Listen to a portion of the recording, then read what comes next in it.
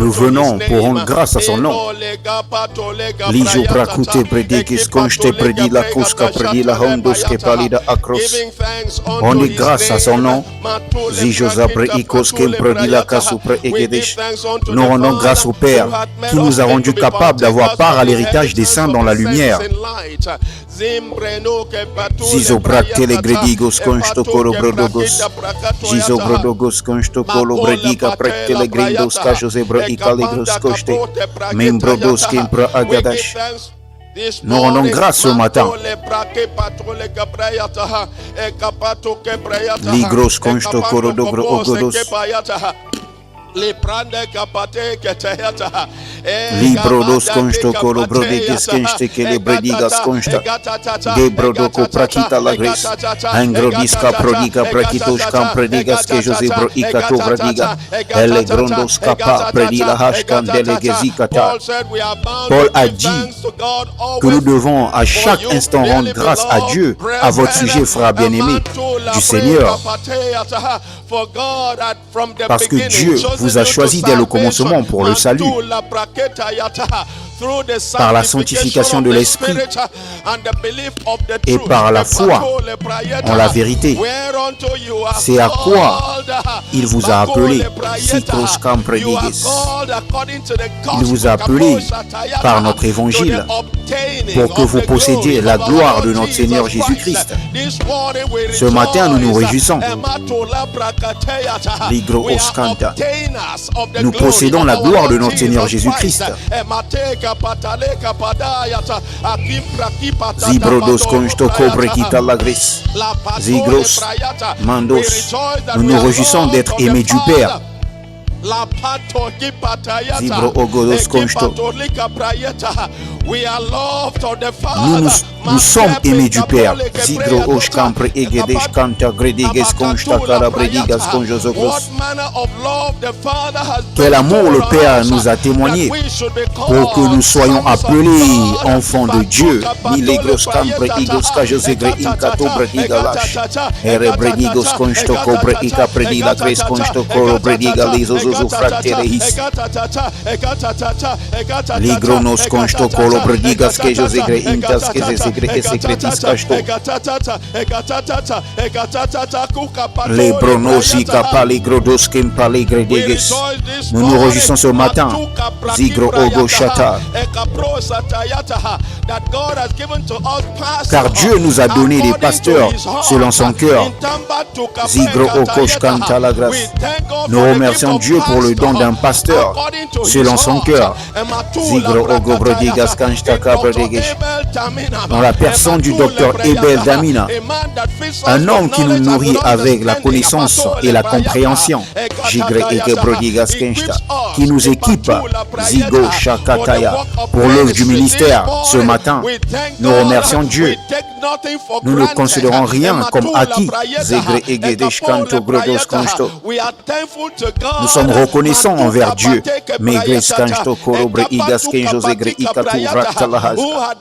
qui nous a rendus capables d'être ministres d'une nouvelle alliance, non de la lettre, mais de l'esprit.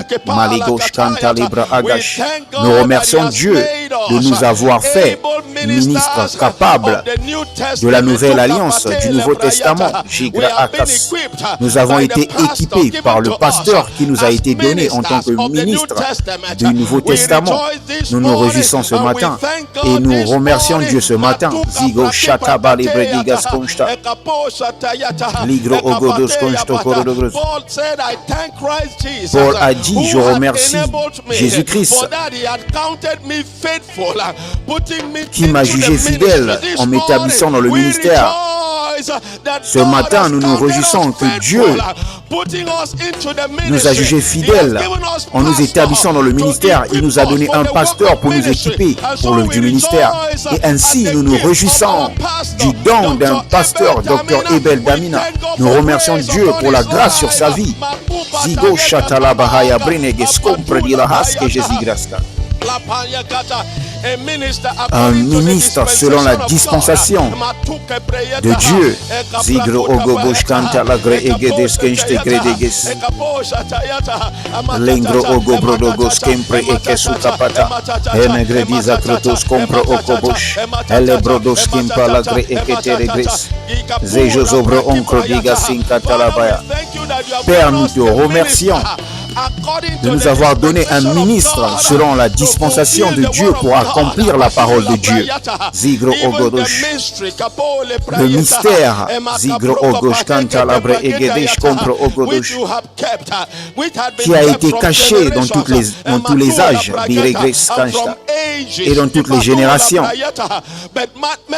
mais qui est maintenant manifesté à nous, Zikra egedosh kantalabre egedes, Zingre egedes, à qui Dieu a voulu faire connaître les richesses de la gloire de ce mystère, qui est Christ en nous, l'espérance de la gloire. Ce que notre pasteur enseigne, Zigro ogoboshonto, ce que notre pasteur prêche, Zigro ogodoshkonto, en avertissant tout homme avec toute sagesse, afin de présenter à Dieu tout homme parfait en Jésus-Christ. Ce matin, nous te louons. Zigro ogoboshantalabre egedoshkantalabra ageboshantalagra agadashida gredidos kaskezaziska. Mando grodogos konsto megro tasika. Legados kapa akredigas kenjezegre eketes kencheregres kajosebre ikalasoka. Nous déclarons ce matin que la parole du Seigneur se répand librement dans ce service. Zigro ogodosh. Dans toutes les nations de la terre, Zigro ogodosh konto. La parole du Seigneur, Zigro ogodosh, gagne en ascendance. La parole du Seigneur avance à grands pas. Zigro ogodosh kanta labre egedos kanta. Les nations sont éclairées par la lumière de l'évangile de la gloire de Christ. Les cœurs des hommes sont éclairés, illuminés par la lumière de l'évangile de la gloire de Christ. Et nous déclarons ce matin que la lumière continuera de briller dans les ténèbres et que les ténèbres ne l'emporteront pas. Zigro ogodosh kante bredigas que Jésus-Christ. Et gebronogo sontologros. Oh, et Père, nous te louons, car nous marcherons dans cette lumière et nous marchons dans cette lumière. Nous marchons dans cette lumière. Nous marchons dans cette lumière. Et nous n'avons aucune occasion de trébucher parce que nous marchons dans la lumière. Nous te rendons louange, gloire et honneur au nom de Jésus. Que quelqu'un crie un amen de croyant. Que quelqu'un crie gloire. Alléluia. Ainsi, quand je regarde et que je vois que notre papa est dans la maison,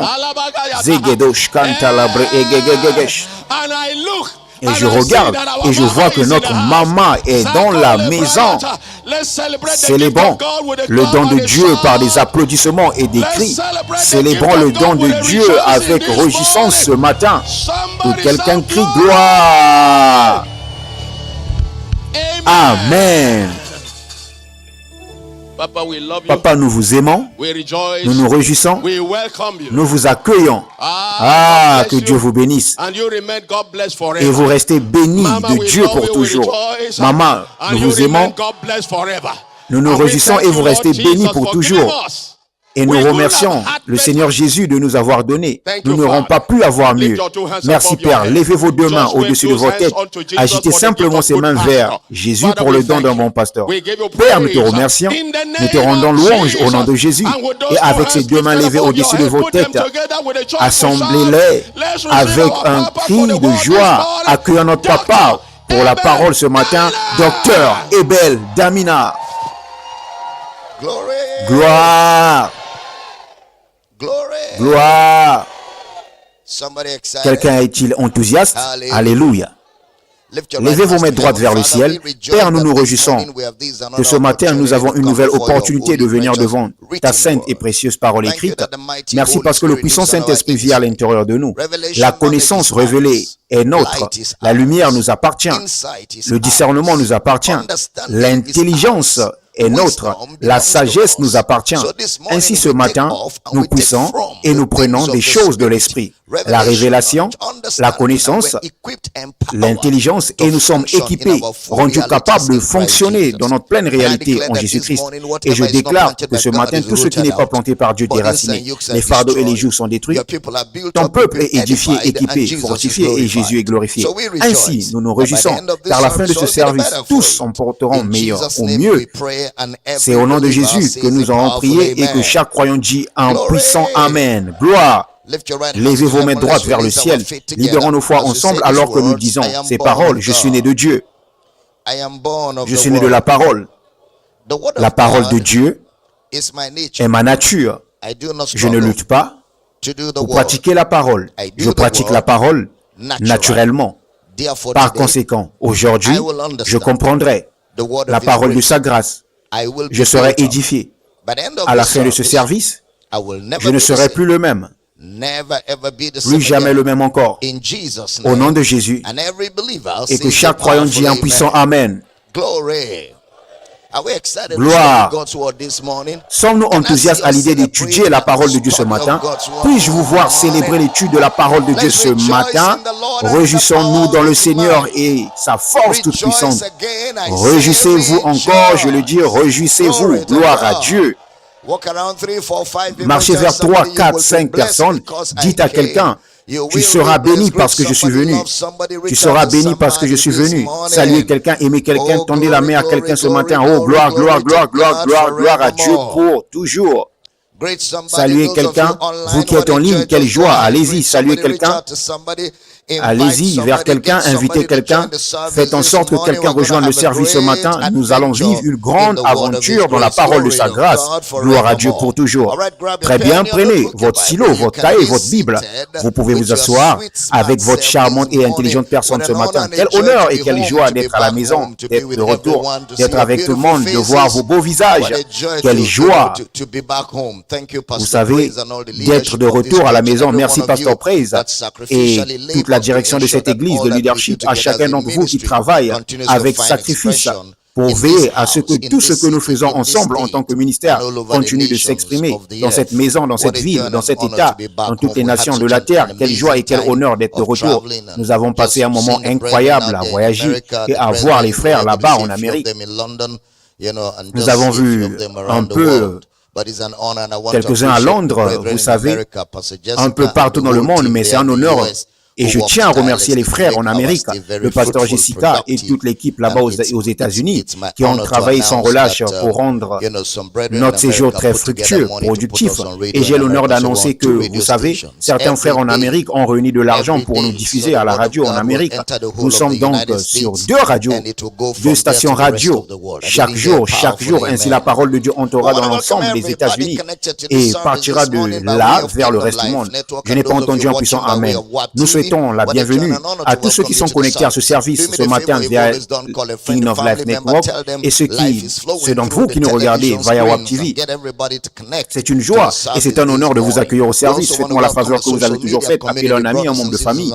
Dites-leur que la vie coule à travers les écrans de la télévision et faites en sorte que tout le monde se connecte au service. Ce matin, nous voulons accueillir la communauté des réseaux sociaux, frères et sœurs en ligne. C'est une joie et un honneur de vous avoir tous connectés.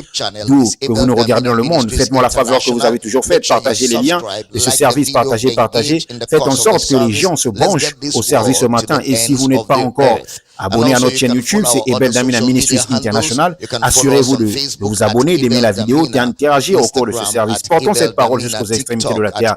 Et vous pouvez aussi suivre nos autres comptes sur les réseaux sociaux. Vous pouvez nous suivre sur Facebook, sur Instagram et sur TikTok, identifiant et @Ebel Damina. Pas de titre, juste Ebel Damina. Je veux aussi vous demander de vous assurer, vous savez, d'interagir, de faire venir plus de gens. Un seul de vos partages pourrait aller très loin. Certains d'entre vous appartiennent à différentes associations, associations des femmes du marché, associations des commerçants, des chauffeurs, des camions, vous savez, et tout cela, partagez, mettez-le dans toutes ces associations parce que ces gens là-bas en ont besoin de recevoir l'évangile. Assurez-vous aussi de mettre ceci sur vos statuts WhatsApp. Nous vous engageons, alors que la nouvelle année s'ouvre, nous allons être plus agressifs que nous l'avons jamais été sur toutes les plateformes auxquelles nous appartenons. que ce soit les réseaux sociaux, la télévision ou la radio, car plus nous voyons approcher le jour de Jésus, plus nous devons être intentionnels pour porter l'évangile jusqu'aux extrémités de la terre. Je tiens donc à remercier tous ceux qui partagent, qui mettent les gens en contact et qui font venir plus du monde entrant dans toutes ces associations d'enseignants, vous savez, associations de médecins, d'avocats, de chauffeurs professionnels. Allez-y simplement, mettez-le partout, diffusez la parole dans les nations de la terre. Permettez-moi également d'accueillir l'auditoire de la radio dans l'état d'Akwa Ibom, partout où vous entendez le son de ma voix.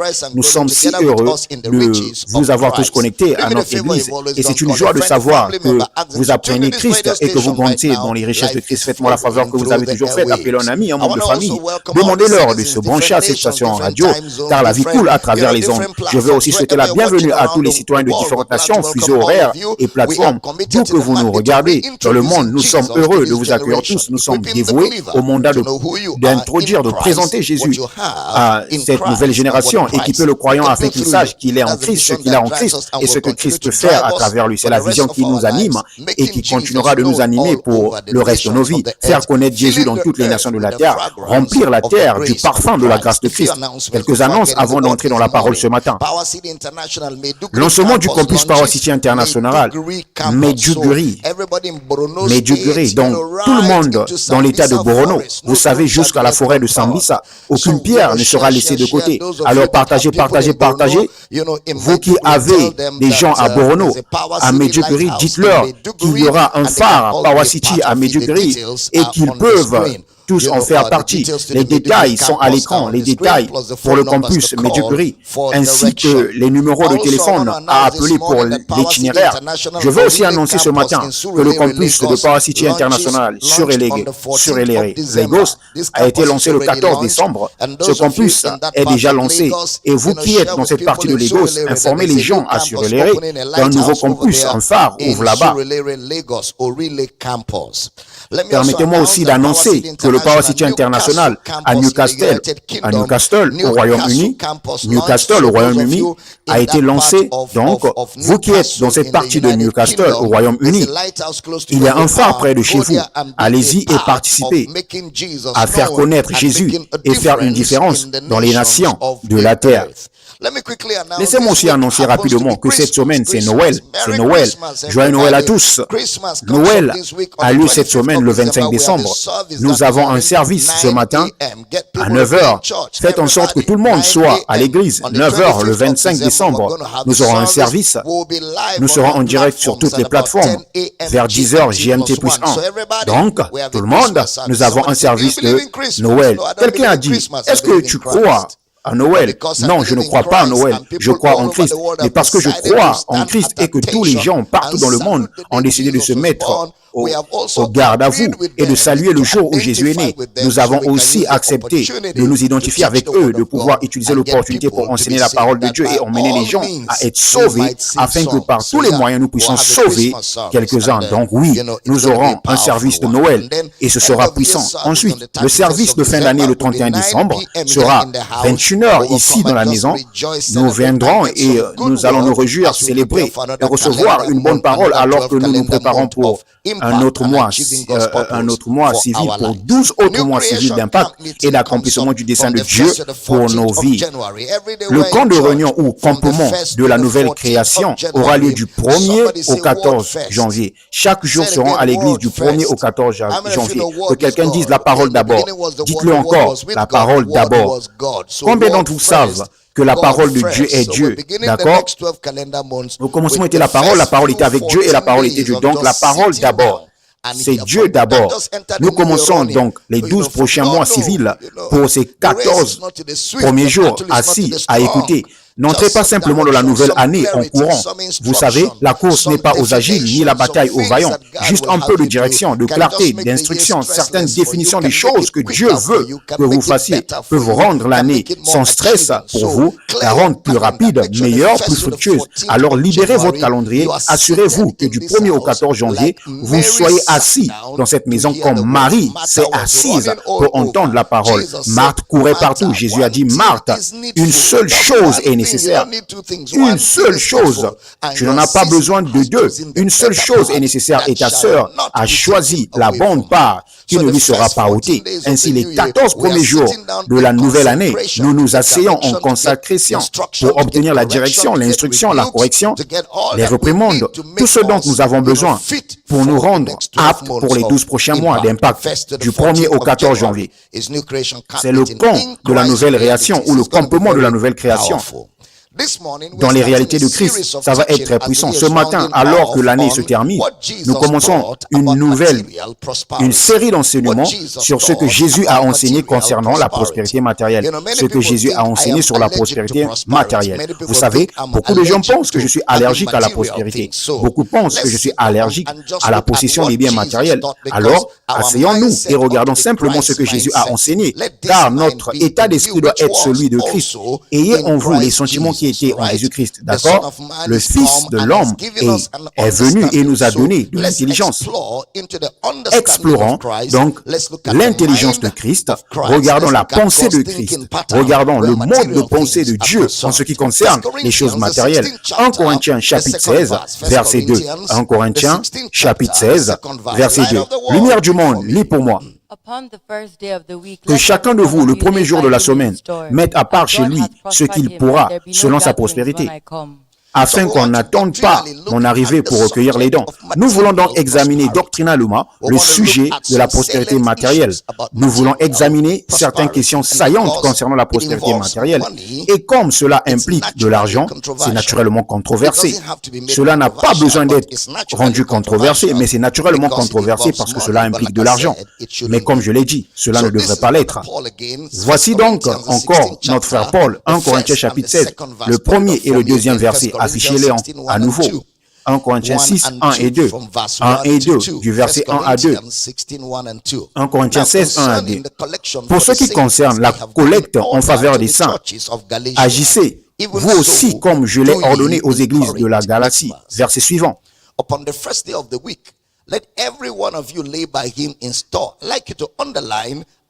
Que chacun de vous, le premier jour de la semaine, mette à part chez lui ce qu'il pourra. J'aimerais que vous souligniez selon sa prospérité.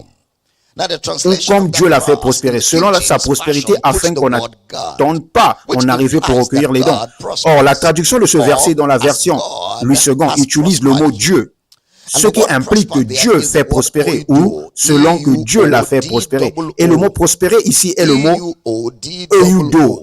E-U-O-D-2-O, qui implique un voyage. Il vient de deux mots. Eu signifie bien en grec, et ensuite odos, qui signifie un sentier, une voie, ou un voyage, avoir un voyage prospère, ou faire un bon voyage, ou avoir un voyage en toute sécurité. Mais comme il parle de donner des biens, alors le mot prospérité est à sa place. Car vous verrez le mot odos utilisé par Paul dans Romains chapitre 10, Romains chapitre 1, verset 10. Lis pour moi, PJ. Demandons continuellement dans mes prières d'avoir enfin par sa volonté le bonheur d'aller vers vous, d'avoir un voyage prospère. Et dans ce cas précis, ce n'était pas une chose matérielle. Un voyage prospère, c'est-à-dire un voyage sans encombre, où il n'y aura ni obstacle ni retard. Dans Romains chapitre 15, verset 31 à 32, vous le verrez un peu plus clairement. Rappelez-vous qu'il a dit au chapitre 1er qu'il pourra avoir un voyage prospère, donc 15 à 31. Lis pour moi, PJ, d'accord? Afin que je sois délivré des incrédules de la Judée et que le secours que je porte à Jérusalem soit agréé des saints. Verset suivant. En sorte que j'arrive chez vous avec joie, si c'est la volonté de Dieu, et que je jouisse au milieu de vous de quelques repos, afin que j'arrive chez vous avec joie. Voilà donc ce qu'il voulait dire quand il a dit avoir un voyage prospère, un voyage qui n'est pas entravé, un voyage qui n'est pas obstrué, un voyage prospère. Et c'est pourquoi il a dit cela au début du livre de Romains. Quand il concluait, il a expliqué plus en détail ce qu'il entendait au premier chapitre par un voyage prospère. Il voyageait et il voulait prospérer dans son voyage. Il voulait un voyage fluide, sans accroc. Il a aussi utilisé le mot odos, là où odos est employé dans la troisième épître de Jean, verset 2, 3 Jean 2. L'ancien à Gaius, le bien-aimé que j'aime dans la vérité, verset suivant. Bien-aimé, je souhaite que tu prospères à tous égards et sois en bonne santé comme prospère l'état de ton âme. Il s'adresse à Gaius et il dit, je souhaite par-dessus tout que tu prospères et sois en bonne santé comme prospère l'état de ton âme. Le mot prospère, il est utilisé 2 fois. Nous avons vu qu'il s'agit de la croissance spirituelle de Gaius. Il souhaite du bien à Gaius et souhaitait qu'il grandisse spirituellement, car il a mentionné au verset 1, 3 Jean, verset 1, l'ancien Gaius, le bien-aimé que j'aime dans la vérité, verset suivant. Bien-aimé, je souhaite que tu prospères à tous égards, tu sois en bonne santé comme prospère l'état de ton âme.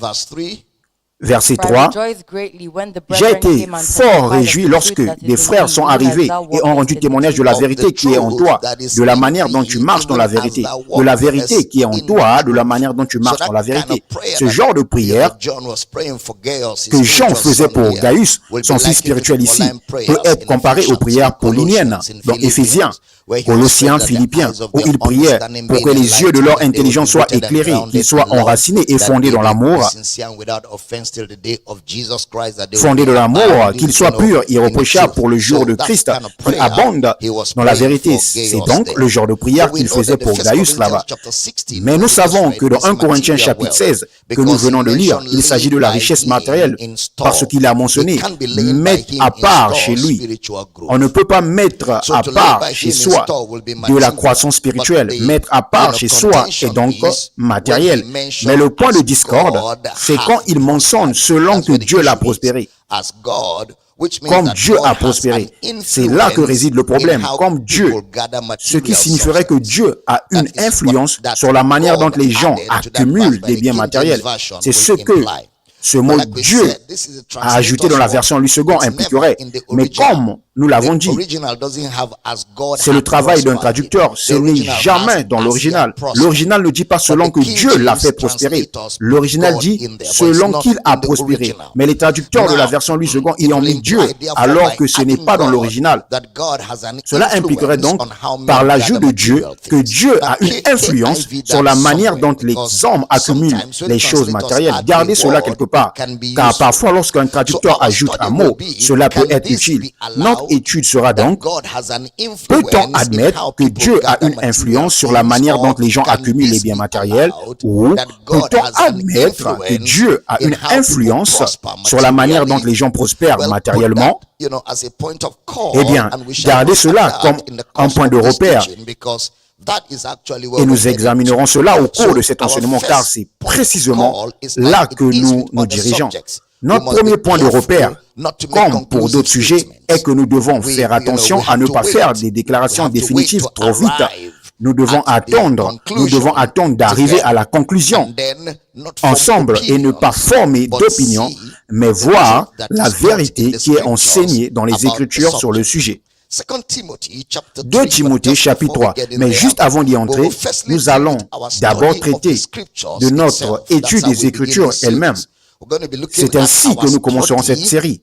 Nous allons nous pencher sur notre étude des Écritures elles-mêmes, notre étude des Écritures elles-mêmes, car quelqu'un a demandé un jour, il semblerait que l'Ancien Testament se concentrait sur les bénédictions physiques et que le Nouveau Testament se concentre sur les bénédictions spirituelles. Et quelqu'un a dit que c'est comme si la bénédiction physique de l'Ancien Testament était un type et une ombre des bénédictions spirituelles du Nouveau Testament. Eh bien, ce sont toutes des innovations, ce sont des herméneutiques créées par l'homme et cela n'a aucun fondement dans les Écritures. Encore une fois, tout revient à la manière dont nous traitons les deux compartiments de l'Écriture. Regardez le verset 2, 2 Timothée chapitre 3, verset 15. Dès ton enfance, tu connais les saintes lettres qui peuvent te rendre sage à salut par la foi en Jésus-Christ, qui peuvent te rendre sage à salut par la foi en Jésus-Christ. Ainsi, l'herméneutique de Paul, et quand nous disons herméneutique, cela signifie simplement interprétation de la Bible. Herméneutique, ça signifie interprétation de la Bible. Lorsque nous disons l'herméneutique de Paul, ce que nous disons est que l'herméneutique ou l'interprétation de Paul de l'Ancien Testament est axée, est focalisée sur le salut. Il n'y a aucune ambiguïté, elle est axée et focalisée sur le salut par la foi. Et c'est ce dont il discute avec Timothée ici. Il ne dit en aucun cas que l'intégralité de l'Ancien Testament concerne le salut. Cela ne serait pas correct. Paul a manifestement sélectionné ce qu'il a dit. Paul a sélectionné dans l'Ancien Testament ce qu'il a enseigné. Ce qui signifie que ce qu'il a enseigné n'était pas le texte brut de l'Ancien Testament. Il a sélectionné, ce qui signifie que dans la théologie paulinienne, il y a un parti pris quant à la manière dont il a navigué à travers les Écritures de l'Ancien Testament. Il est très important d'en prendre note. Encore, vous devez réaliser que notre frère Paul a sélectionné ce qu'il a dit et ce qu'il a enseigné à partir de l'Ancien Testament. Et il a appelé ce qu'il a sélectionné et enseigné le salut par la foi en Jésus-Christ. Ce qui signifie que ce que le frère Paul a sélectionné et enseigné de Genèse à Malachie sera résumé par le salut par la foi en Jésus-Christ. Encore une fois, n'insinuez pas qu'il voulait dire que tout dans l'Ancien Testament serait le salut par la foi en Christ. Ce ne serait pas correct. Mais ce que le frère Paul a enseigné de la Genèse à Malachie, ce qu'il a droitement divisé de Genèse à Malachie, ou ce que nous appelons l'Ancien Testament, c'est le salut par la foi en Jésus-Christ. Puis le verset 16 de 2 Timothée, chapitre 3, verset 16, PJ. Toute écriture est inspirée de Dieu et utile pour enseigner, pour convaincre, pour corriger, pour instruire dans la justice. Ainsi, toute écriture donnée par inspiration de Dieu est utile, profitable ou avantageuse pour la doctrine. Le mot doctrine ou enseignement est le mot didaskalia, qui signifie instruction ou enseignement. Instruction ou enseignement ou explication. Les écritures sont profitables pour l'explication, elles sont profitables pour l'enseignement. Ensuite, convaincre. Convaincre. Le mot ici signifie convaincre, ou alors les Écritures portent en elles-mêmes un message de persuasion ou un message qui possède l'épreuve. Ce mot est le même mot que Hébreux 11:1. Or, la foi est une ferme assurance des choses qu'on espère, une démonstration. Ce mot démonstration là-bas est le mot convaincre. Ainsi, les Écritures sont utiles pour l'enseignement et l'explication qui produiront une preuve, une persuasion, vous savez, une conviction ou une évidence accablante. Et comme résultat de cette preuve, cela produira un autre profit qui est la correction. Le mot épanotosis signifie réinitialiser quelque chose pour le remettre dans l'état où il est censé être. Le mot correction, réinitialiser votre pensée pour qu'elle soit telle qu'elle doit être. Mais cette réinitialisation de votre intelligence ne sera possible que grâce à une preuve irréfutable sur le sujet, laquelle provient de l'enseignement et l'explication des Écritures. Ainsi, votre intelligence, votre pensée est débarrassée des déchets que vous avez pu apprendre de vos propres opinions ou nuances. Votre pensée ou intelligence est réinitialisée pour être comme il se doit. C'est exactement ce que frère Paul communiquait à Timothée ici comme produit de l'enseignement et de l'explication des Écritures. Puis il a apporté une autre utilité de l'Écriture et de l'enseignement, l'instruction dans la justice. Le mot padeia impliquant l'éducation d'un enfant ou le fait d'élever un enfant, ce qui correspond à la croissance spirituelle. Élever un enfant par la parole, ce qui est l'instruction ou la croissance spirituelle. Cela signifie qu'il doit y avoir un enseignement et une explication de Genèse à Malachie, ce qui produira une preuve du sujet du salut par la foi en Jésus-Christ, laquelle par cette preuve accablante apportera une correction, une réinitialisation de votre intelligence pour penser à la lumière de l'Écriture comme il se doit. Et comme résultat d'une pensée correcte, cela produira une croissance spirituelle. Vous devenez alors mature. Vous ne pouvez pas sauter les étapes. Les étapes sont organisées de manière séquentielle. Il doit y avoir un enseignement et une explication qui produira une preuve accablante et qui vous persuadera et vous convaincra. Et en vertu de cette conviction, vous permettez à votre intelligence d'être réinitialisée. Et quand votre intelligence commence à penser correctement à la lumière de l'Écriture, l'effet résultant sera la croissance spirituelle, l'instruction dans la justice, afin que l'homme de Dieu soit accompli et prompt à toute bonne œuvre. S'il vous plaît, restez avec moi, c'est très important. Vous trouverez cela dans Hébreux, chapitre 12, versets 5, 7, 8 et 11, qui parle de l'éducation d'un enfant par la bouche. Hébreux, chapitre 12, verset 5, verset 7, verset 8, verset 11. Vous pouvez les noter pour votre étude personnelle approfondie. Hébreux 12, verset 5, verset 7, verset 8 et verset 11. Le genre d'instruction que l'on donne à un enfant pour qu'il parvienne à l'âge adulte, c'est de cela que Paul parlait, le genre d'instruction que l'on donne à un enfant pour qu'il arrive à l'âge d'adulte. Il nous dit donc manifestement que la doctrine du salut est le cœur de la doctrine chrétienne au sein de l'Ancien Testament, que la doctrine du salut est le cœur de la doctrine chrétienne dans l'Ancien Testament. C'est aussi pour la persuasion, ce qui signifie que le message de l'Écriture est un message de foi. C'est un message qui apporte la correction, un message qui conduit quelqu'un à la croissance spirituelle.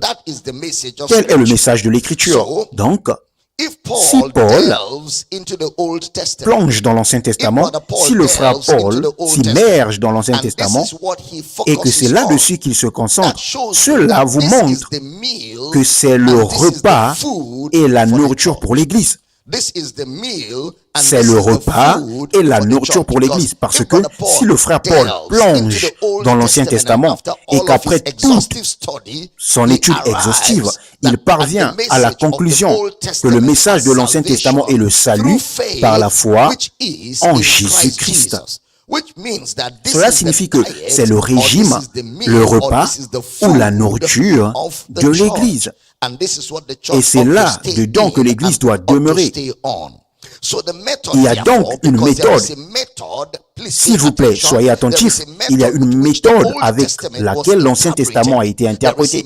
Il y a une méthode avec laquelle l'Ancien Testament a été étudié. Et cette méthode est cruciale car elle était délibérée, intentionnelle et ce n'était pas une coïncidence. Encore une fois, Romains, chapitre 16, verset 25, il dit, Romains, chapitre 16, verset 25, à celui qui peut vous affermir selon mon évangile et la prédication de Jésus-Christ, conformément à la révélation du mystère caché pendant des siècles. Mon évangile et la prédication de Jésus-Christ. Conformément, la prédication de Jésus-Christ est conformément à la révélation du mystère caché pendant les siècles.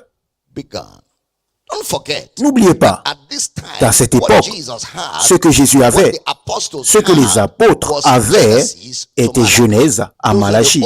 C'était les seuls livres disponibles pour Jésus. C'était les seuls livres disponibles pour les apôtres de l'agneau. Genèse à Malachie. Ils n'ont pas enseigné. Ils n'enseignaient pas à partir des lettres de Jean-Baptiste. Ils n'avaient pas les lettres de Jésus. Tout ce qu'ils avaient à cet état, à ce stade, c'était Genèse à Malachie. Notre préoccupation donc est comment ont-ils traité Genèse à Malachie? Comment Jésus a-t-il traité ces textes? Comment les apôtres qui ont posé le fondement de l'Église les ont traités?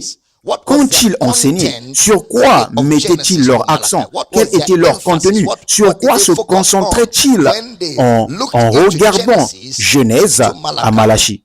Il est donc évident qu'ils n'auraient pas pu enseigner ces livres mot pour mot.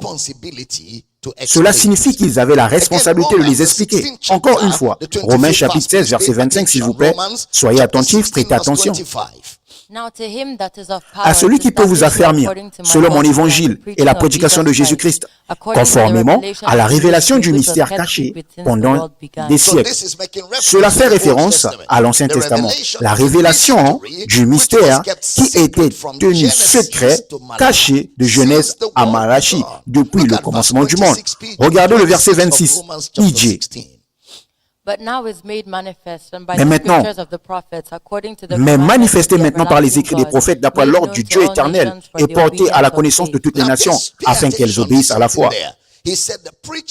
Prêtez attention, portez attention à quelque chose ici. Il a dit la prédication de Jésus-Christ. Le mot prédication ici est le mot kérugma. K-E-R-U-G-M-A est utilisé pour une information spécifique. La prédication, le kérugma, information spécifique et critique tirée d'un autre mot, kérusso en grec. Kérusso signifie annoncer quelque chose, et est utilisé pour la prédication. En d'autres termes, il prend l'Ancien Testament, Genèse à Malachie, et il dit la prédication de Jésus-Christ.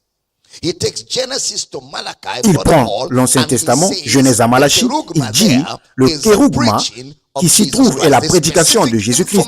L'information spécifique est la prédication de Jésus-Christ.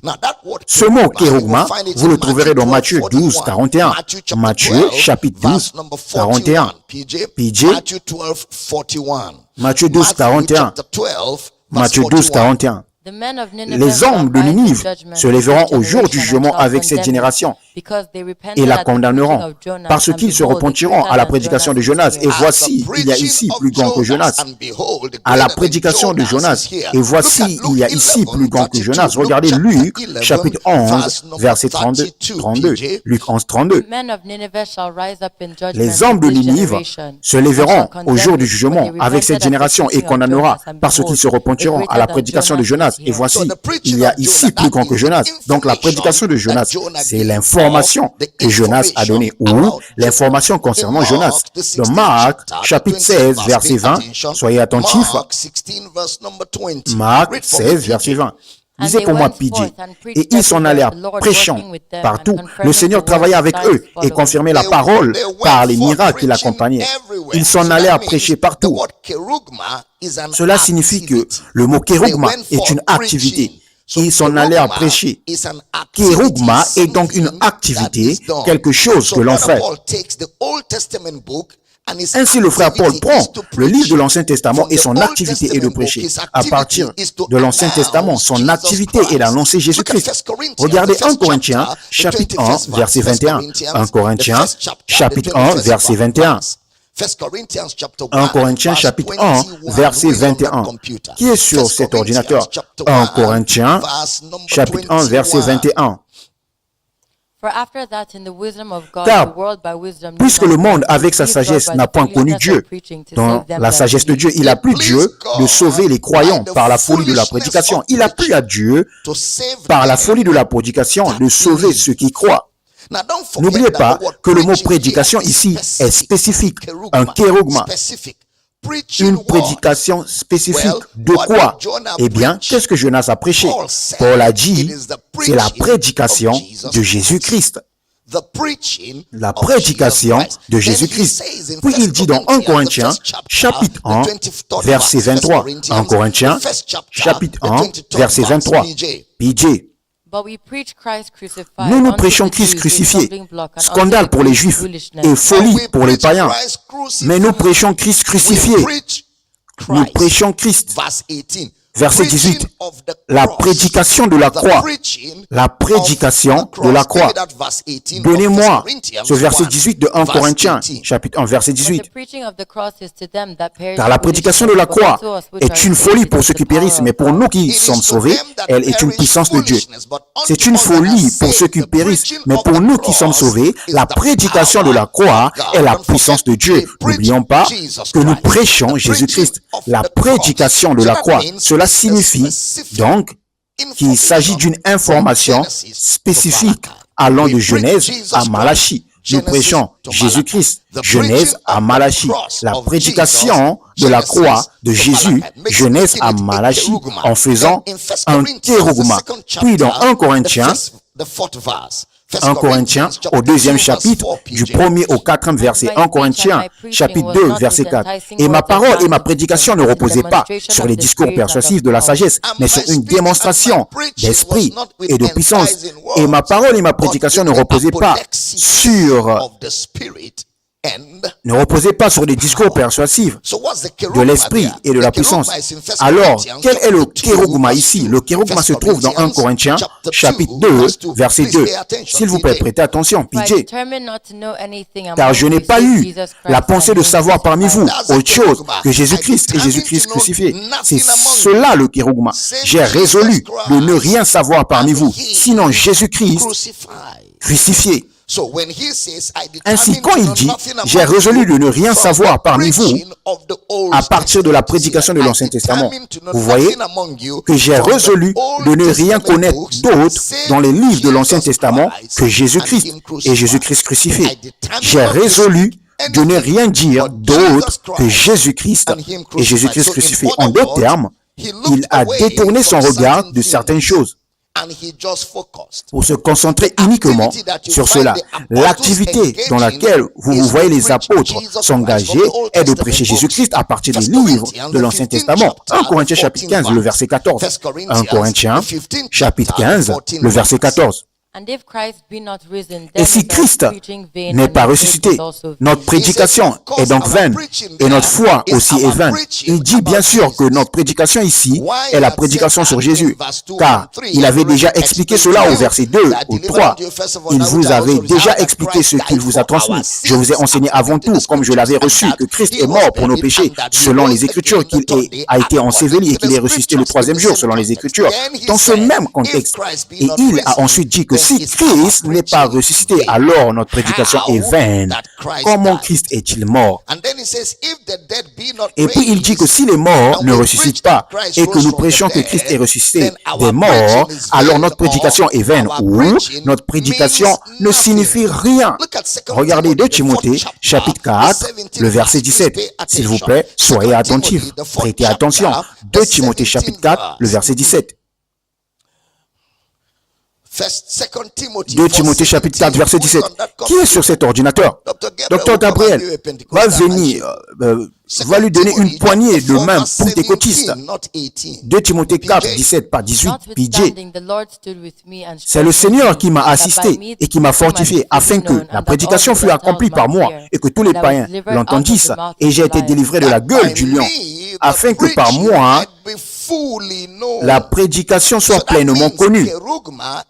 Cela signifie donc le kérugma met l'accent sur le fait qu'il s'agit d'une nouvelle spécifique. Le kérugma souligne qu'il s'agit d'une nouvelle bien précise. La prédication, Tite, chapitre 1, verset 2 à 3. Tite, chapitre 1, verset 2 à 3. Lesquels reposent sur l'espérance de la vie éternelle promise dès les plus anciens temps par le Dieu qui ne ment point, verset suivant, et qui a manifesté sa parole en son temps par la prédication qui m'a été confiée d'après l'ordre de Dieu, notre Sauveur. Ce que Dieu qui ne ment pas a promis avant que le monde ne commence, l'espérance de la vie éternelle, mais il a manifesté sa parole en son temps par la prédication. Il a manifesté sa parole par le kérugma. Cela signifie donc la prédication est une information spécifique. Un kérugma, une information précise. Ce qui signifie que lorsque les apôtres traitaient l'Ancien Testament, ils ne s'éparpillaient pas. Ils étaient précis dans leur concentration, dans leur accentuation et dans leur message tiré de l'Ancien Testament. C'était une information spécifique. Ainsi, quand les gens se tiennent derrière un pupitre comme ceci ou comme celui-ci, leur activité est spécifiée de manière apostolique. Leur activité est définie. Lorsqu'ils traitaient l'Ancien Testament, leur activité consistait à annoncer Christ. Leur activité de Genèse à Malachie était d'annoncer Christ. Nul ne doute qu'il y avait plus de Christ dans les informations de l'Ancien Testament. Il y avait l'histoire des guerres, il y avait des turbulences dans l'Ancien Testament, il y avait des mariages dans l'Ancien Testament, il y avait des naissances dans l'Ancien Testament. Vous savez, vous découvrez que même la généalogie qui est essentielle pour le peuple juif et qui a commencé avec Adam, lorsqu'elle est arrivée à Jésus, a cessé d'être une partie sur laquelle on s'attardait. Car l'essence de la généalogie dans l'Écriture était de voir comment le Christ allait émerger. Donc même l'histoire était orientée. Vous ne les voyez pas nous raconter comment tout le monde est né. Nous n'avons pas des preuves documentées de la naissance de Pierre. Nous n'avons pas, vous savez, nous n'avons pas besoin. Même si Pierre était né, l'objectif était de dégager une histoire d'où Christ est issu. Dégager une histoire d'où Christ est issu. C'est pourquoi même dans l'histoire, il manque beaucoup de choses. Car ce n'est pas une histoire générale, c'est une histoire ciblée, orientée. Ainsi même l'histoire de l'Écriture est orientée dans le sens où toute l'Écriture traite d'un personnage particulier, d'une personne particulière. Tout ce qui entoure le Christ est complet. Mais dans l'environnement où se sont déroulés ces événements pointant vers Christ, il y a des activités, mais ces activités ne sont pas le centre d'intérêt. Les auteurs n'ont donc peut-être pas saisi tous les détails infimes parce que ce n'était pas l'essentiel. J'enseigne bien ce matin, n'est-ce pas? Ainsi, même l'histoire comporte un parti pris. Nous n'avons pas, vous savez, beaucoup de ces détails de l'Ancien Testament, comme aucun a-t-il trouvé une femme à épouser. La Bible n'est pas une encyclopédie des mariages. Il y a donc des détails qui n'y seront pas parce qu'il y a un objectif précis. Lorsque Paul a terminé son étude, son Sunésis de Genèse à Malachie, il a dit que ce serait le salut par la foi en Jésus-Christ.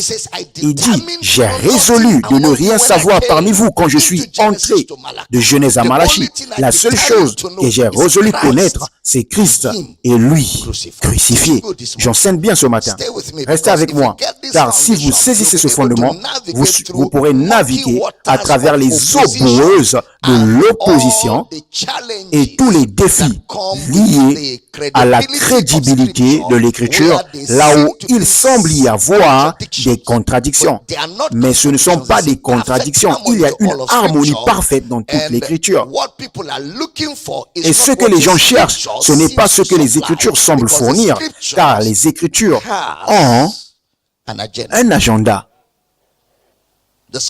Les Écritures ont un agenda ou un programme. Ce programme, c'est Christ et lui crucifié. J'enseigne bien ce matin. Maintenant, vous savez que certaines personnes n'aiment pas quand je dis j'enseigne bien. Vous voyez, j'ai raconté l'histoire du professeur. Il est peut-être en train de regarder en ce moment. J'enseigne bien. C'est exact. Il est censé être un professeur. Il est censé savoir quand il enseigne bien. Ce n'est pas un illettré. Je ne sais pas pourquoi il a un problème. Peut-être qu'il est jaloux. Vous savez, si vous venez et que l'on vous impose les mains, vous enseignerez comme moi. Ne soyez pas jaloux. Revenons en arrière. Donc, même l'histoire de l'Écriture était orientée, d'accord? Vous n'avez pas trouvé tant de choses que cela. L'objectif était de dégager l'histoire d'où Christ venait. Ainsi, l'activité qui avait été une approbation divine dans l'Écriture était la prédication de Jésus-Christ. L'histoire du Messie était fondamentale. L'histoire du Messie était la clé. Alors, dans Romains, chapitre 16, regardons comment les apôtres de l'agneau, les apôtres qui ont appris directement sur Jésus, les apôtres qui étaient avec Jésus et qui avaient la responsabilité de nous transmettre ce que Jésus lui-même nous a donné. En commençant par Moïse, voyons comment ces apôtres ont traité l'Ancien Testament. Romains chapitre 16, le verset 25, PJ. Romains 16, 25. À celui qui peut vous affermir selon mon évangile et la prédication de Jésus-Christ, conformément à la révélation du mystère caché pendant les siècles. Conformément à la révélation du mystère. Le mot ici est le mot apocalypsis. Apocalypse, qui signifie dévoiler ou découvrir. Dévoiler ou découvrir. Le mot révélation. Le mot révélation et le mot apocalypse, dévoiler ou découvrir. Deux mots. Apo, qui signifie loin d'eux, ou provenant d'eux, puis kalupto, qui signifie cacher ou dissimuler. Ce qui signifie que dans les livres de l'Ancien Testament, le Christ est révélé. Apocalypse signifie s'éloigner de ce qui est dissimulé. C'est-à-dire, vous retirez le couvercle, vous retirez le voile. Lorsque vous retirez ce qui dissimule, cela devient révélé. Ainsi, Apocalypse signifie que de Genèse à Malachie, le Christ est révélé. Puis il parle du mystère. Le mot mystérion en grec signifie ce qui doit être expliqué, ce qui doit être enseigné. Le mot mystérion, cela signifie ce qui doit être enseigné. Cela signifie, s'il vous plaît, prêtez attention, ce qui semble cacher Christ dans l'Ancien Testament, je vous en prie, prêtez attention. Ce qui semble cacher Christ dans l'Ancien Testament, ce sont les histoires. Il y a tellement d'histoires dans l'Ancien Testament que si vous n'êtes pas discipliné pour garder votre attention, vous vous perdez dans les récits. Et quand vous vous perdez dans l'histoire, vous ne trouverez pas le Christ. Ainsi, au lieu de Christ, vous commencerez à parler des guerres. Au lieu de Christ, vous commencerez à parler de tueries. Au lieu de Christ, vous commencerez à dire ne laissez pas vivre la sorcière parce que vous serez laissé emporter par les récits au point d'en manquer la substance. Vous manquerez le message. Donc, ce qui semble cacher Christ dans l'Ancien Testament, ce sont les histoires sur les autres événements. Les autres occurrences dans l'écriture. C'est comme si ce qui est de la plus grande ou haute importance se trouverait au milieu de nombreux autres cas. Ce qui est de la plus haute importance est pris en sandwich au milieu de tant d'autres exemples que vous devez savoir ce que vous cherchez et avoir la discipline de rester focalisé sur l'objet de vos recherches. Si vous manquez la discipline et que vous ne savez pas ce que vous cherchez, vous vous perdez dans les histoires et il semblerait que Christ est caché. S'il vous plaît, prêtez attention. Par conséquent, ce qui dissimulait Christ n'était pas Dieu. Ce qui cachait Christ dans l'Ancien Testament n'était pas Dieu. Ce qui dissimulait Christ, c'était les activités de l'homme. Ce qui cachait Christ, c'était les activités de l'homme. Ses découvertes, ses schémas de pensée, ses quêtes.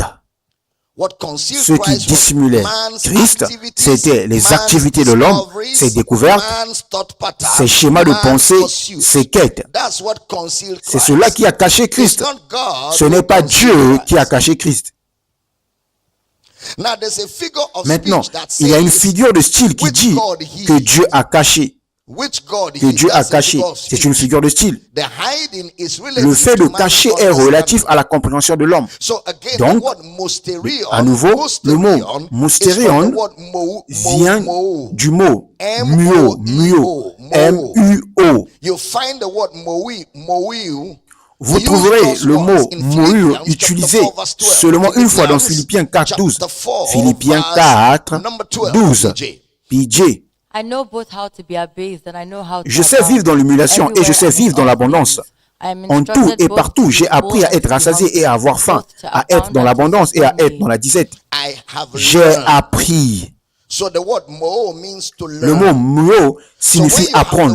Donc, quand vous avez le mot mystérion, cela signifie ce qui doit être appris, ce qui doit être enseigné, ce qui doit être expliqué. Ce qui doit être appris, ce qui doit être enseigné, ce qui doit être expliqué. C'est le sens du mot mystère. Mystère signifie ce qui nécessite une explication, ce qui doit être appris, ce qui doit être enseigné. Un mystère doit être expliqué. Un mystère doit être enseigné. Un mystère doit être appris. Alors il dit maintenant, le mystère qui a été tenu secret, caché. Le mot caché ici est un mot relatif. Le mot caché ici n'est pas le même que mystérion, secret. qui n'est qu'une explication. Le mot caché ici est le mot silence, le mot sigao en grec, qui a été secret ou qui a été gardé sous silence depuis le commencement du monde, qui a été gardé sous silence depuis le commencement du monde. Voyons où il est utilisé, car je veux que vous remarquiez ce mot et comment il a été employé. Luc 9, verset 36. Luc, chapitre 9, verset 36. PJ. Quand la voix eut fait entendre ce mot, Jésus se trouva seul. Les disciples gardèrent le silence et ils ne racontèrent à personne en ce temps-là rien de ce qu'ils avaient vu. Ils gardèrent cela, ou ils gardèrent le silence. Ils n'ont donc dit à personne. Ce n'est pas qu'ils n'ont pas parlé à personne du tout. Ceux qui ne le disaient à personne le savaient déjà. Donc, le fait de ne le dire à personne est relatif à ceux qui ne le savaient pas. Ce qui signifie que sigao ne veut pas dire que personne ne le sait. Sigao signifie que c'est gardé secret, caché, mais il y a des gens qui savent alors que l'information est cachée aux autres. C'est le sens de l'expression. Ils ne l'ont dit à personne. Regardez Luc 18, 39. Luc 18, 39. Ceux qui marchaient devant le reprenaient pour le faire taire, mais il criait beaucoup plus fort, « Fils de David, aie pitié de moi !» Ceux qui marchaient devant le reprenaient pour qu'il cache le silence. Ainsi même, s'il garde le silence, ce sont les autres qui n'entendront pas ce qu'il dit. Mais ceux qui le reprennent ont déjà entendu. C'est le mot qu'il parle de sigao. Luc 20, 26. Voyez l'usage du mot sigao. Luc 20, 26. Il ne peut rien répondre dans ses paroles devant le peuple, mais étonné de sa réponse, ils gardèrent le silence. Ils gardèrent le silence devant le peuple. Non pas qu'ils aient cessé de parler tout court, mais devant le peuple présent, ils ont gardé le silence. Donc, sigao est relatif à une audience. Regardez Actes 12, 17. Actes des Apôtres, 12, 17. Prêtez attention. But he, beckoning unto them with the hand to hold their peace, declared unto them how the Lord had brought him out of the prison. And he said, Go shew these things unto James and to the brethren. And he departed and went into another place. Pierre, l'en ayant de la main fait signe de se taire, leur raconta comment le Seigneur l'avait sorti de la prison et dit, annoncez-le à Jacques et aux frères. Puis sorti, il s'en allait en un autre lieu. Il dit, allez montrer ces choses à Jacques et aux autres frères, pas tout le monde. Montrer ces choses à Jacques et aux frères, pas tout le monde. C'est-à-dire, cessez de parler de cette affaire, ce que signifie que c'est relatif. Regardez Actes 15, 12 à 13. Toute l'assemblée garda le silence et l'écouta, Barnabas et Paul, qui racontèrent tous les miracles et les prodiges que Dieu avait faits par eux du milieu des païens. Verset suivant. Quand ils eurent cessé de parler, Jacques et Pierre prit la parole et dit, « Hommes frères, écoutez-moi. » C'est donc un mot relatif utilisé pour une audience particulière. Regardez encore 1 Corinthiens chapitre 14, verset 28. 1 Corinthiens 14, verset 28. Prêtez attention. S'il n'y a pas d'interprète, qu'on se taise dans l'église et qu'on parle à soi-même et à Dieu. Quand Paul a parlé du don de langue dans un service public, qu'il se taise dans l'église et qu'il parle. Ainsi, le silence est pour les autres, mais lui-même continue à parler. Regardez le verset 30 de 1 Corinthiens 14. Nous examinons le mot sigao. Et si un autre qui est assis a une révélation, que le premier se taise, c'est déjà révélé à un autre. Donc même si vous gardez votre paix, c'est déjà révélé à un autre, d'accord? Regardez le verset 34, 1 Corinthiens 14, 34.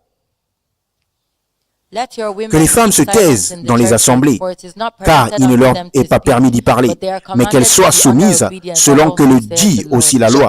C'est donc toujours relatif quand ce mot sigao est utilisé. Relisons donc maintenant avec la compréhension de tous ces différents segments que nous avons développés. Apocalypse, Mysterion, sigao. Romains 16, 25. Romains 16, 25. À celui qui peut vous affermir, selon mon évangile, tiré de Genèse à Malachie, et la prédication, et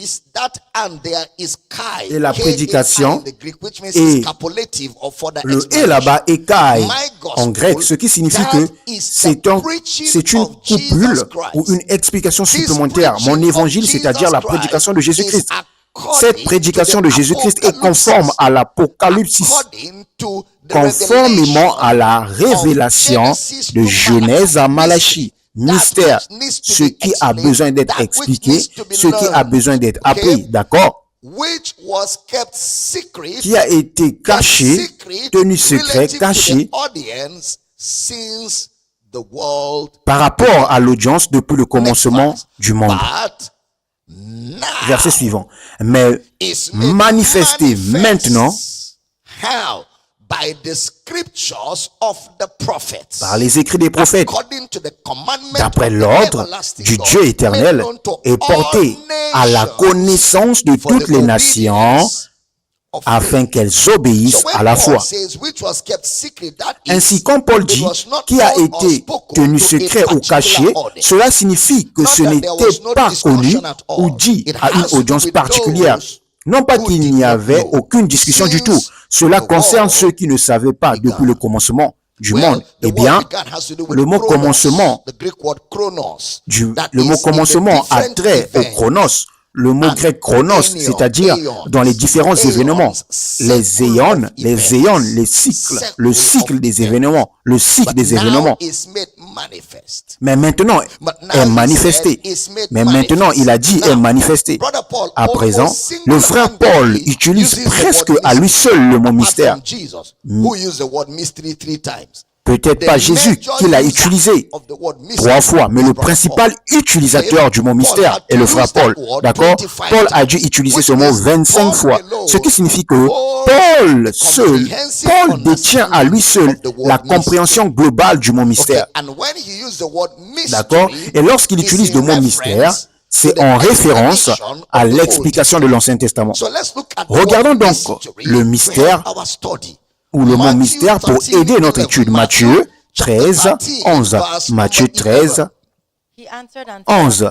Il leur répondit, parce qu'il vous a été donné de connaître les mystères du royaume des cieux, et que cela ne leur a pas été donné, parce qu'il vous a été donné de connaître les mystères du royaume des cieux.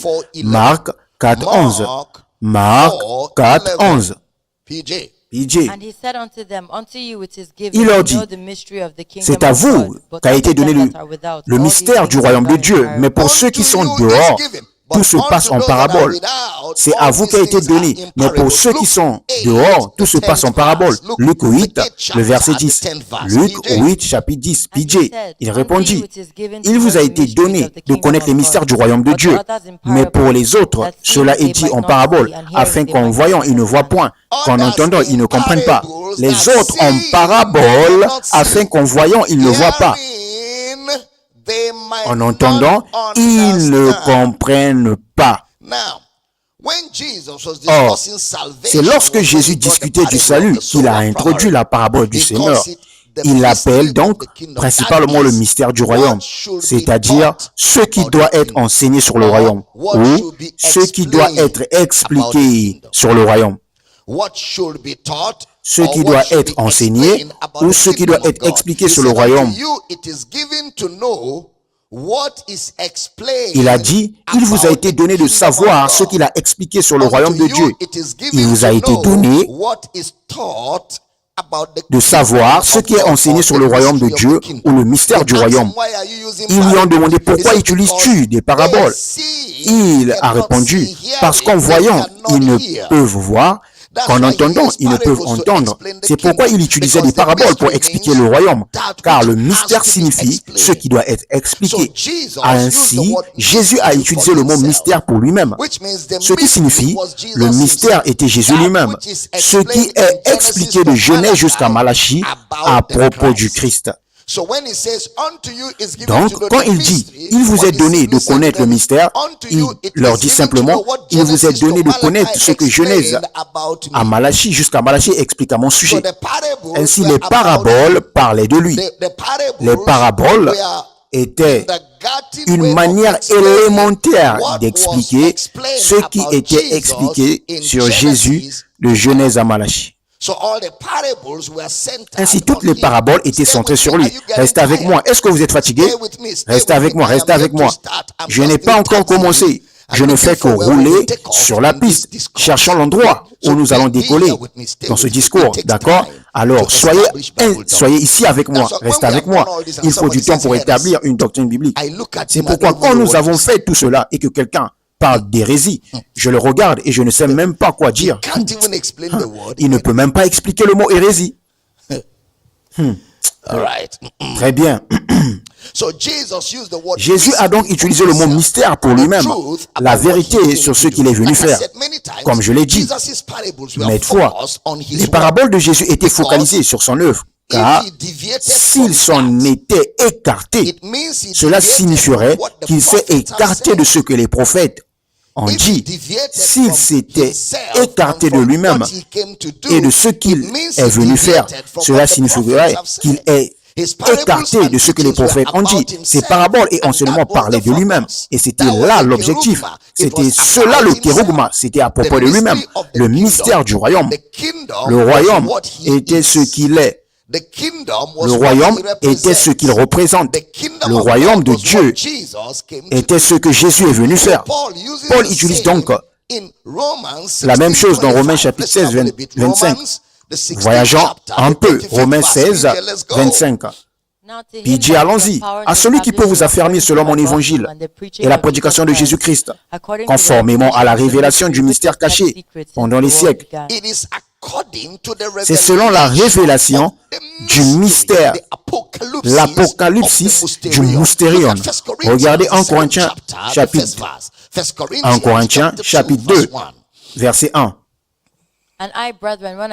Pour moi, frère, lorsque je suis allé chez vous, ce n'est pas avec une supériorité de langage ou de sagesse que je suis allé vous annoncer le témoignage de Dieu. Verset 7. 1 Corinthiens 2, 7. Nous prêchons la sagesse de Dieu, mystérieuse et cachée, que Dieu, avant les siècles, avait prédestinée pour notre gloire. La sagesse de Dieu dans un mystère, même la sagesse cachée. Expliquons toujours la sagesse de Dieu dans le salut, depuis Genèse jusqu'à Malachie. Il l'appelle la sagesse de Dieu dans un mystère, dans ce qui doit être expliqué. Combien d'entre vous se souvenez, quand je faisais la soteriologie avec l'une de ces séries, je vous ai dit que l'Ancien Testament doit être expliqué. Combien d'entre vous se souviennent que l'Ancien Testament doit être expliqué? Parce que l'Ancien Testament est un mystère. Par conséquent, il nécessite une explication. Vous ne le lisez pas simplement du pied de la lettre.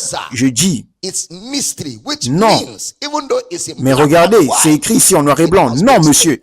C'est un mystère. Ce qui signifie, même si c'est en noir et blanc, cela doit être expliqué. C'est comme lorsqu'un document juridique vous est remis au Nigeria. Vous avez besoin d'un avocat. Parce que ce que vous lisez dans ce document n'est pas exactement ce que vous lisez. Il y a une interprétation aux mots qui sont sélectivement utilisés dans la composition de ce document.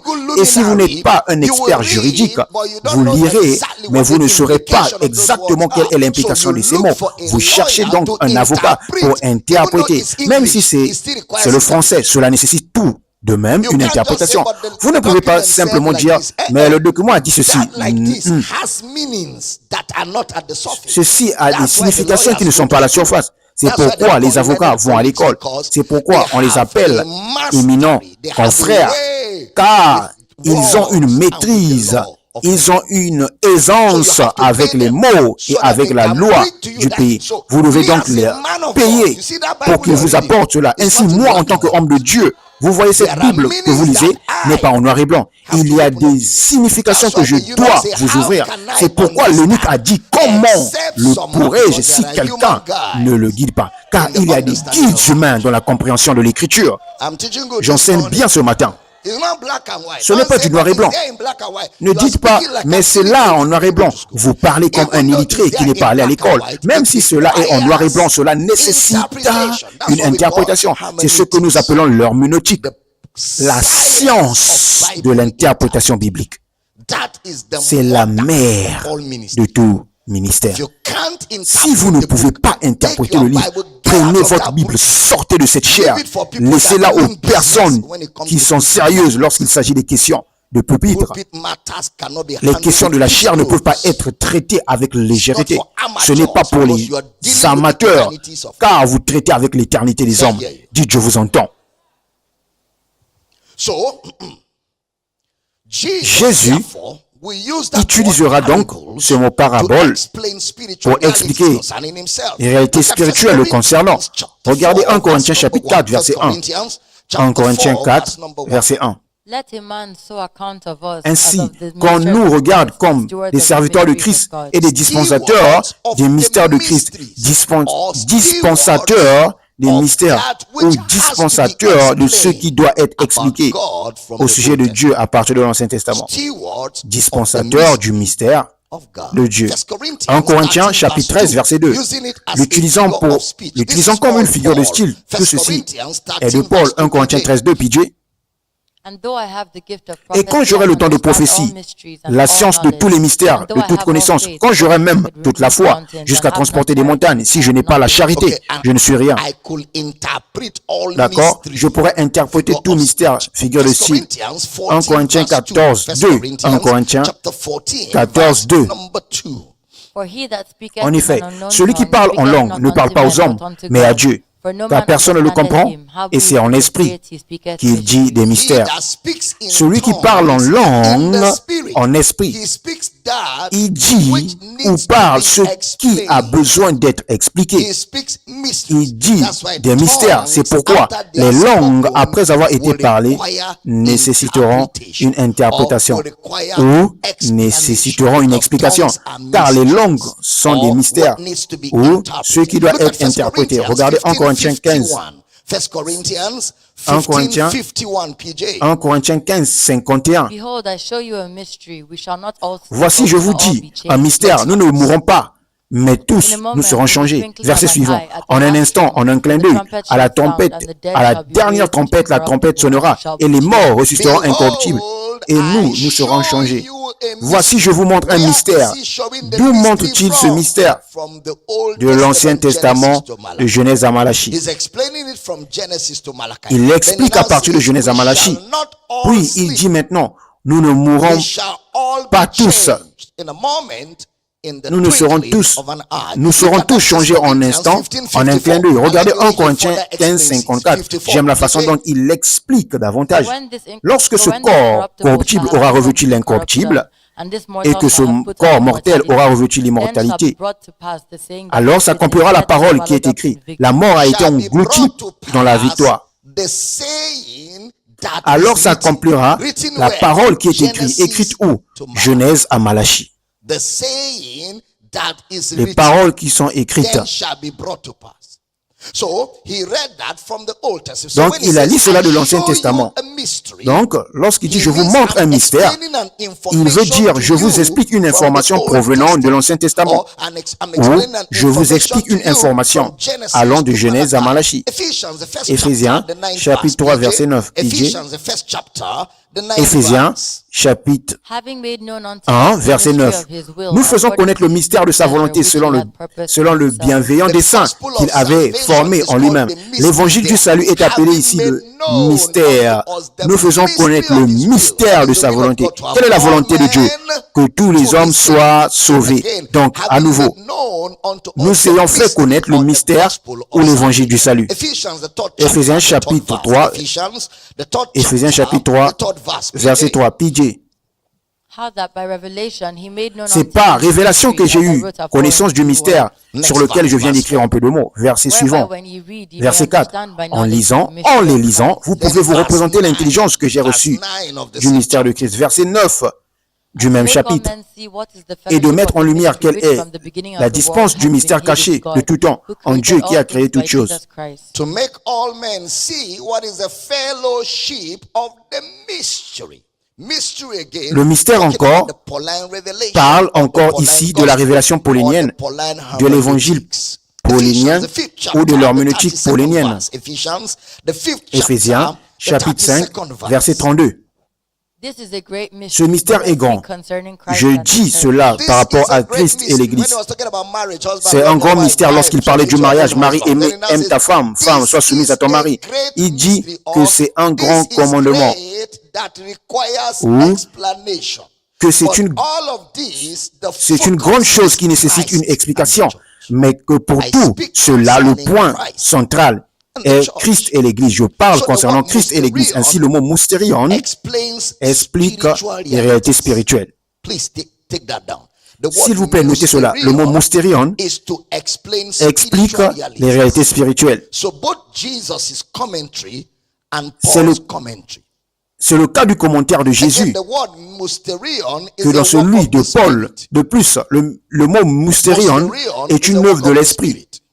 Mysterion est une œuvre de l'esprit. Cela signifie que le mot mystère nécessitera l'esprit pour être compris. C'est une œuvre dont l'explication nécessitera l'aide du Saint-Esprit. C'est pourquoi l'on appelle apocalypsis, apocalypto ou phanérosis. Phanérosis, c'est l'œuvre de l'Esprit. Donc c'est l'œuvre de l'Esprit. La révélation se fait par l'Esprit. Si l'Esprit ne vous les dévoile pas, vous continuerez à argumenter aveuglement. Vous devez avoir la révélation. L'homme animal ne peut recevoir les choses de l'Esprit. Il ne peut plus le connaître. Il ne peut non plus le connaître parce que c'est spirituellement qu'on juge.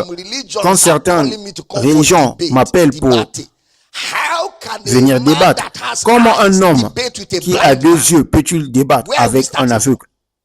Par où commençons-nous? Par où commençons-nous? Sur quelle base commençons le débat? Alors que vous êtes aveugle et que je vois. Et vous voulez que nous débattions. Alors quand je dis ceci est bleu, vous direz non. Nous argumenterons éternellement parce que vous ne pouvez pas voir ce que je vois. Nous ne fouillons donc pas le débat. Nous allons simplement perdre notre temps dans un exercice futile car vous êtes aveugle et moi je vois. Nous n'avons aucune base pour débattre. Il n'y a aucune base. Soyez d'abord nés de nouveau. Ensuite, quand vous serez né de nouveau, nous pourrons alors voir s'il reste des choses à débattre. À présent, nous avons tous les deux yeux. Nous pouvons débattre. Un adepte du culte traditionnel m'invite à un débat. Mais à partir de quoi? Comment le mort et le vivant peuvent-ils débattre? Avez-vous déjà vu le mort débattre avec le vivant? Avez-vous déjà vu un endroit où Christ et Baal débattent? Car il faut que celui qui s'approche de lui croit qu'il existe. C'est à partir de là que votre intelligence peut s'ouvrir à la connaissance par la révélation. Le christianisme n'est pas superficiel. Il y a des profondeurs, il y a une longueur, il y a une largeur, il y a une hauteur. Connaître la profondeur, la largeur, la hauteur, connaître la connaissance qui surpasse toute connaissance. Cette chose n'est pas superficielle. Cette chose est profonde. Vous ne pouvez pas le connaître. Vous ne pouvez pas le recevoir. Car c'est spirituellement qu'on juge. Dites, je vous entends. C'est pourquoi nous ne répondons même pas de telle personne. Car l'aveugle et celui qui voit ne peuvent pas débattre. Le mort et les vivants ne peuvent pas débattre. Dites, je vous entends. C'est ma réponse pour eux. Vous êtes mort, encore en train de festoyer avec les démons. Je suis un maître sur les démons. Et vous voulez que nous débattons? Je vais demander à certains de ces démons de vous flageller, de vous chicoter, flageller. I'll just ask a few of those demons to flog you. And they will flog you silly. Et ils vont vous flageller. Je vais juste demander à quelqu'un de ces démons de vous flageller. Et ils vous flagelleront sévèrement. Puis quand vous serez tourmentés, je leur dirai de ne plus vous tourmenter. Moi qui suis assis au-dessus des principautés et des puissances. Jigadabredigeso kapatai.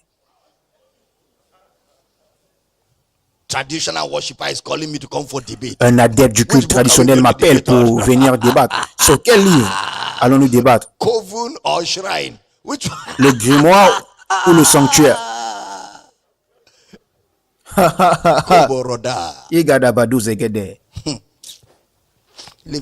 Laissez tomber cette histoire. Nos ancêtres ont fui le culte traditionnel parce qu'ils étaient torturés par les démons. Ils sont venus à la liberté qui est en Christ.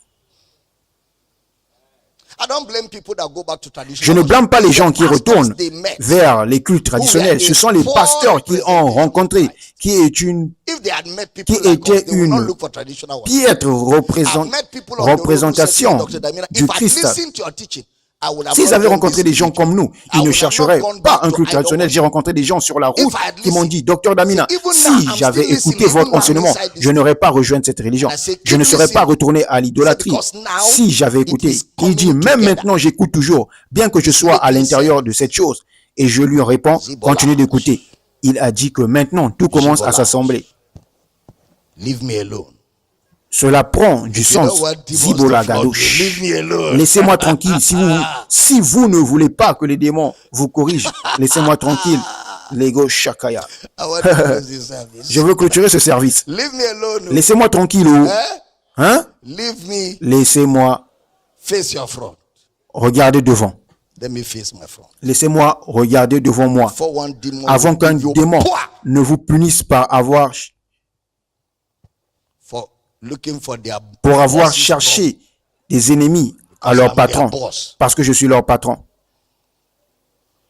Je suis le patron des démons, des diables, des principautés et puissants. Je suis leur patron.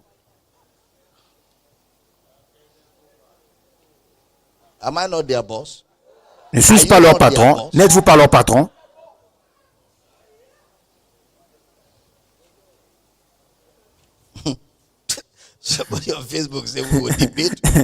Quelqu'un sur Facebook dit que nous débattons à partir du livre des ancêtres. C'est que ces gens de Facebook peuvent dire. Hein? Ils ont la capacité de s'exprimer. Surtout Facebook. Gloire à Dieu. Je dis gloire à Dieu. Ainsi, Apocalypse est une œuvre de l'esprit. La connaissance révélée se fait par l'esprit. C'est l'œuvre de l'esprit. Jusqu'à ce que vos yeux de l'intelligence s'ouvrent. C'est pourquoi Paul, après avoir écrit une lettre, se met à prier. Il a écrit en noir et blanc. Puis il va prier pour que les yeux de votre intelligence puissent être éclairés afin que vous sachiez ce que j'ai écrit.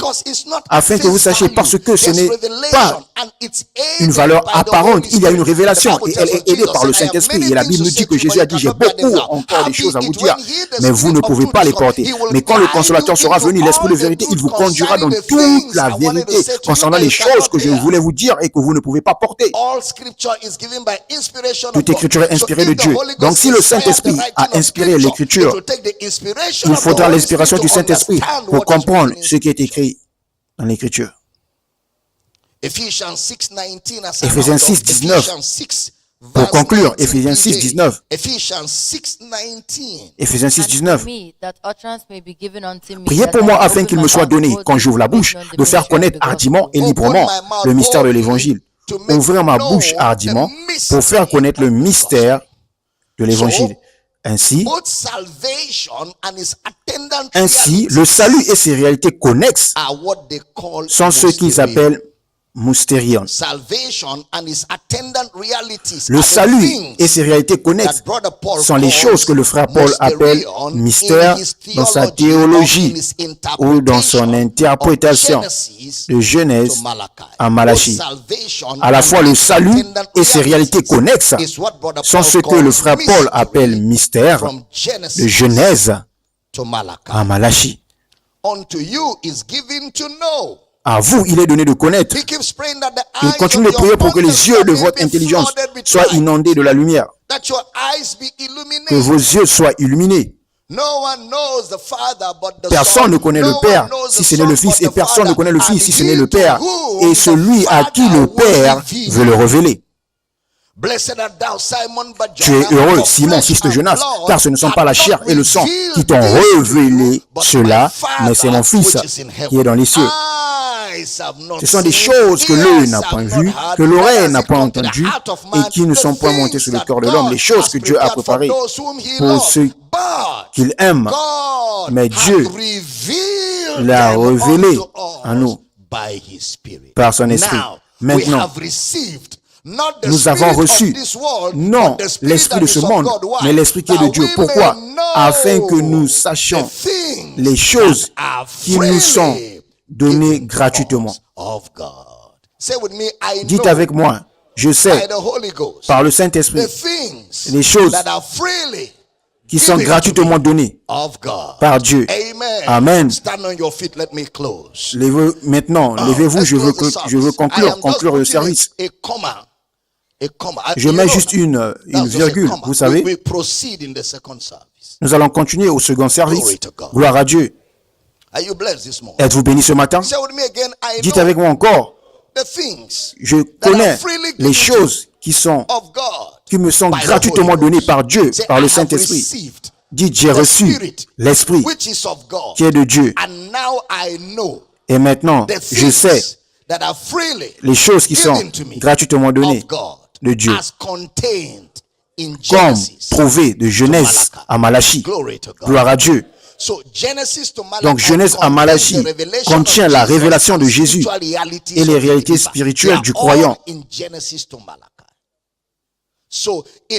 Tout se trouve de Genèse à Malachie. Donc dans l'herméneutique de frère Paul et les apôtres de Jésus, nous verrons comment ces choses se manifestent. Amen. Père, je prie pour chacun ce matin qui entend le son de ma voix dans le service en ligne, à la télévision, à la radio, partout où ton peuple entend le son de ma voix, que la révélation coule comme un fleuve, que les voiles tombent, que les voiles tombent. La clarté sur la clarté.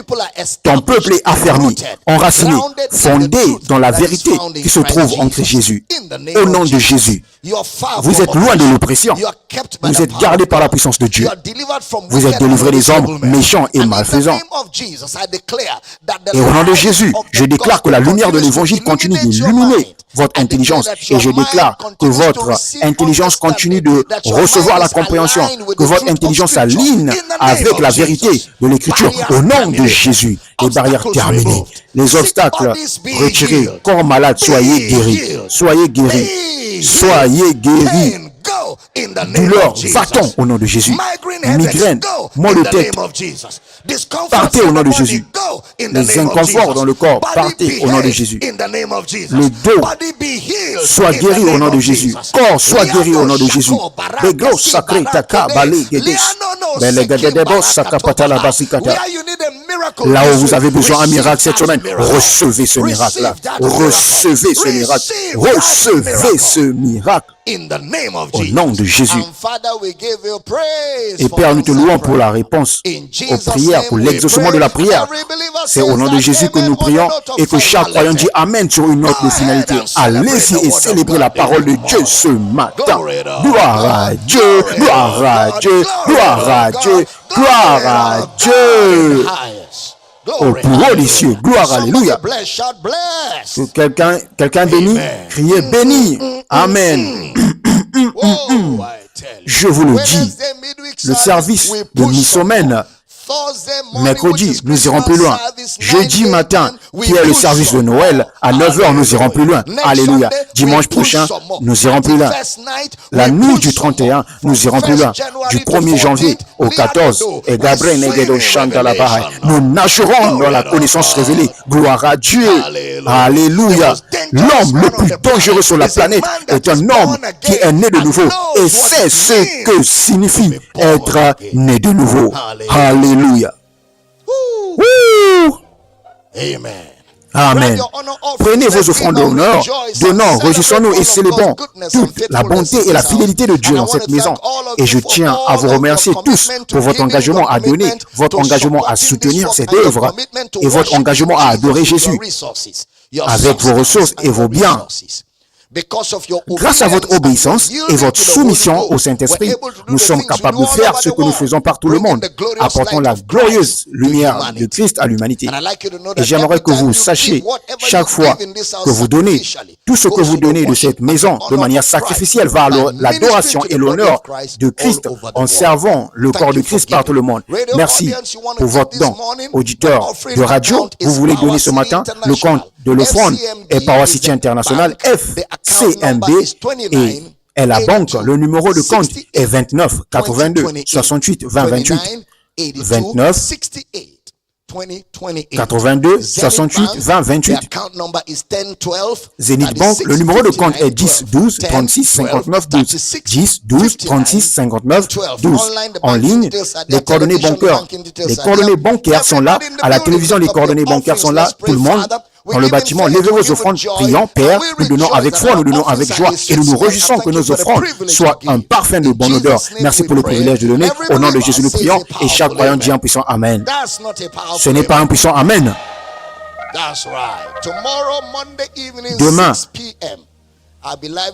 Demain, lundi soir, 18h, je serai en direct avec Mr. Mark Bush pour Acte de Consulate Now. Nous essayons de répondre autant d'emails que possible reçus cette année afin de rien reporter. Donc, demain, 18h pile, mercredi, 18h pile, nous serons en direct avec demander aux conseillers. Nous allons ouvrir les lignes téléphoniques pour que vous puissiez appeler et poser vos questions. Nous voulons nous assurer que vous comprenez tout ce que nous enseignons alors que nous préparons à entrer dans la nouvelle année. Alors dites à tout le monde, nous serons en direct demain 18h GMT plus 1 et mercredi 18h GMT plus 1 sur toutes les plateformes YouTube, Facebook, télévision, radio. Nous allons être en ligne demain soir et mercredi soir. Laissez-moi aussi mentionner rapidement, n'oubliez pas que dans le second service 11h GMT plus 1, je serai en direct pour la suite de ceci. Une demi-information est très dangereuse. Vous ne pouvez pas vous permettre de ne pas avoir les détails complets de ce que j'enseigne. Êtes-vous béni ce matin? Très bien. Pour tout le reste, nous vous laissons entrer entre les mains de votre coordinateur de campus et vous diront que quoi que vous faites dès maintenant alors que nous entrons dans les offrandes. Mais les églises des paniers sont devant vous. Envoyez la musique. Faisons-le alors que nous adorons Jésus, le Seigneur Jésus. Gloire à Dieu. Nous espérons que vous avez été bénis par ce message. Pour commander la série complète de ce message et d'autres messages du Dr. Ebel Damina, veuillez appeler plus 234 86 80 09 93 et envoyer un email à Powercity office@gmail.com. C'est Kingdom Life Network. This is Kingdom Life Network.